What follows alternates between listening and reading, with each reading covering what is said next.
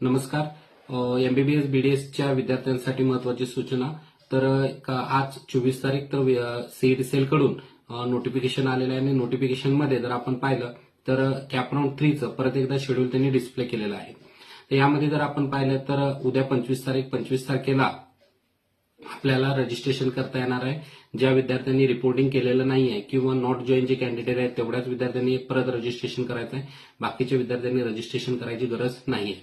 27 तारखेला merit list येणार आहे आणि चॉईस फिलिंग जे आहे ते 27 आणि 28 हे 2 दिवस होणार आहे. त्यानंतर त्याचं जे अलॉटमेंट आहे ते 30 तारखेला येणार आहे आणि फिजिकल जॉईनिंग जे आहे ते 31 ते 4 या 4 दिवसामध्ये होणार आहे. तर सर्व विद्यार्थ्यांनी पूर्ण शेड्यूल प्रॉपर फॉलो करायचं आहे.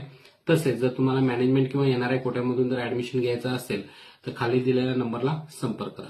धन्यवाद. थँक्यू.